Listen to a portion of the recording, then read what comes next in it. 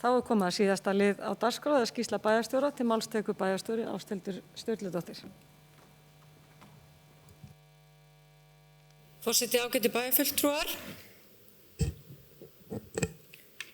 Það vor í lofti og brúnin að léttast á mannfólkinu leið og það virðist vera að rofa til í baráttunni við kórónuveirufaraldurinn. Að venju hefur ýmislegt borið til tíðinda í starfi mínu síðustu daginn. Stærsta einstaka málið á mínu borði í síðustu vikunar og raunar mánuðina án efa skil á rekstri hjúkrunarheimila ríkisins.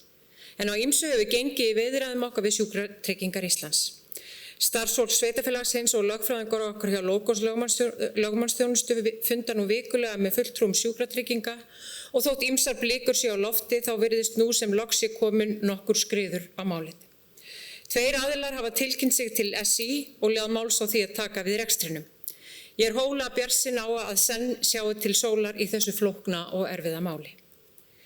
Undanfarið hefur átt fundi atvinnulífið í bænum í ýmsum fyrirtækjum sem hér starfa. Miðvikudaginn 17. febrúar ræddi bæjarstjórn við forsvarsmenn Norðlenska og Kjarnafæðis en mikilvægi þessara matvælafyrirtækja fyrir atvinnulífið í firðinum auðvitað ótvírætt og þau undirbúa nú samruna sinn sem vonandi gengur eftir innan tíðar. Þriðjudaginn 23. febrúar áttu við samskonar samtal við fulltrúa úr stjórn KEA. Í síðustu viku átti ég þó nokkra fundi með sérfræðingum og hagsmunaaðilum lagningu ljósleiðara yfir sundið til Hríseyjar. Í ljós kom að lagning ljósleiðara í byggðakjarnanum sjálfum ekki styrkhæf í verkefninu Ísland ljóstengt, frekar en önnur ljósleiðaravæðing innan hverfa sveitarfélagsins. En við höfum lagt inn erindi til fjarskiptasjóðs að taka upp milliliðalausar viðræður við sveitarfélagið lagningu ljósleiðara frá fastalandinu yfir í eyjuna.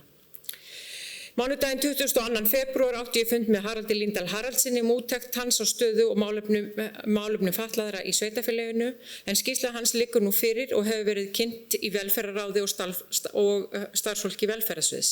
Góður rómur hefur verið gerður að þessari vinnu Haraldar og það rétt að geta þess að sviðsstjóri velferðarsviðs hefur nú þegar sett af stað búin að tímasetja áætlunum að umbótaverkefnum sem eru unnin upp úr þessari skýrslu. Þriðjudaginn 23. febrúar var í boðið á fund velferðarnefndar Alþingis ásamt sveitarstjórum annarra sveitarfélaga sem hafa sagt upp samningum við Sjúkratryggingar rekstur hjúkrunarheimila. Það var hreinskiptin og vonandi upplýsandi fundur fyrir alla aðila málsins. Og fimmtudaginn 25. febrúar var ég í hlaðvarpinu hjá Bryndísi Haraldsdóttur alþingismanni þar sem við ræddum norðurslóðamál. Talsverð vinna hefur farið í gerð nýs menningarsamnings við ríkisvaldið og grein sem ég skrifaði í Morgunblaðið miðjan febrúar vakti talsverða athygli.